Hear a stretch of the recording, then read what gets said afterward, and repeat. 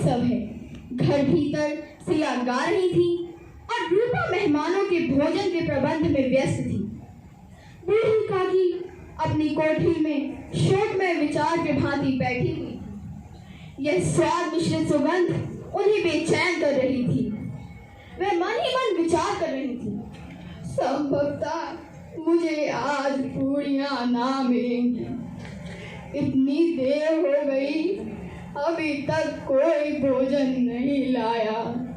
मालूम होता है सब भोजन कर चुके हैं, मेरे लिए कुछ ना बचा। यह सोचकर उन्हें रोना आया, परंतु अपशगुन के भय से वह रो न सकी। आह, कैसी सुगंध है, पर अब मुझे पूछता कौन है। जब रोटियों के ही लाले पड़े हैं तो ऐसे भाग्य कहाँ कि मुझे भरपेट पूड़ियां मिल सकें। उनका मन करता था कि वह रोए, परंतु रूपा के भय से उन्होंने फिर से मौन धारण कर लिया। बूढ़ी काकी की कल्पना में पूड़ियों की तस्वीर नाचने लगी। खूब लाल लाल, फूली फूली, नरम नरम सी होंगी। रूपा ने भली भांति भोजन किया होगा।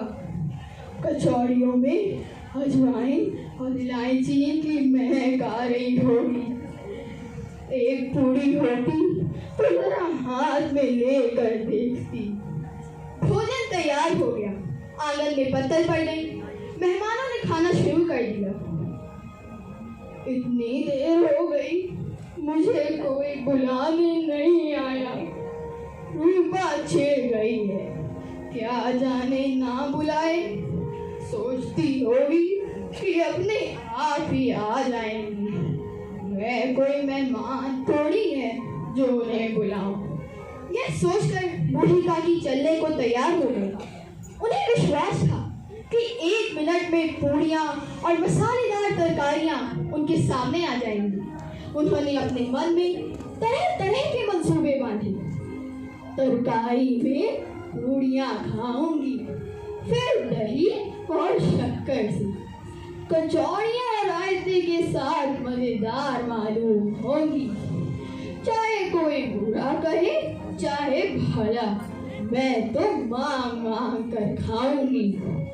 यह सोचकर बूढ़ी काकी चलने को तैयार हो गई। वह उकड़ू बैठकर हाथों के फल देखती हुई चली आ रही थी।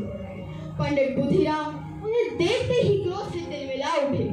उन्होंने काकी कि दोनों हाथों को पकड़ा और घसीटते हुए धम से अंधेरी कोठरी में पटक दिया। बूढ़ी काकी की आशा रूपी वाटिका लू के एक ही झोंके से नष्ट विनष्ट हो गई। रात के 11 बज रहे थे।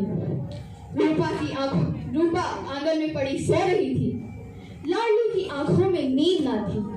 उसने पिटारी उठाई और बूढ़ी काकी की ओर ले चल पड़ी। बूढ़ी काकी ने लाडली की आवाज पहचानी। उसने लाडली को टटोला और उसे अपनी गोद में बैठा लिया। लाडली ने काकी को पूड़ियां दी। बूढ़ी काकी पूड़ियों पर टूट पड़ी। 5 मिनट में पूरी की पूरी पिटारी खाली हो गई। काकी ने पिटारी को फिर टटोला। उसमें कुछ खुरचन गिर गए थे। वह उन्हें भी निकाल निकाल कर खाने लगी। बार बार ओट चाटती थी और चटखारे भरती थी। सहसा वह लाडली से बोली, मेरा हाथ पकड़कर वहां ले चल जहां मेहमानों ने बैठ के भोजन किया था। लाडली उनका अभिप्राय समझ न सकी। वह बूढ़ी काकी का हाथ पकड़कर उन्हें मेहमानों की जूठी पत्तलों के पास बिठा दिया। बूढ़ी काकी जूठी पत्तलों में से पूड़ियों की टुकड़े चुन चुन कर भक्षण करने लगी। ओह, दही कितना स्वादिष्ट था।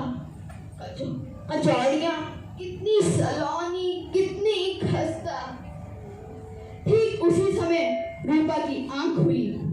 उसने देखा कि लाडली चुपचाप जूठी पत्तलों के पास खड़ी हुई है और बूढ़ी काकी जूठी पत्तलों में से पूड़ियों के टुकड़े चुन चुन कर भक्षण कर रही है।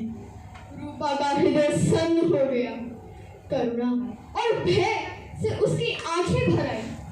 रूपा ने भंडार का द्वार खोला और एक थाली में संपूर्ण सामग्रियां सजाकर बूढ़ी काकी की ओर ले चल पड़ी। भोले भाले बच्चों के भांति जो मिठाइयां पाकर मार तिरस्कार सब भूल जाते हैं, ठीक उसी प्रकार बूढ़ी काकी सब भूलकर बैठकर भोजन करने लगी और रूपा बैठी स्वर्गीय दृश्य में निमग्न थी। धन्यवाद।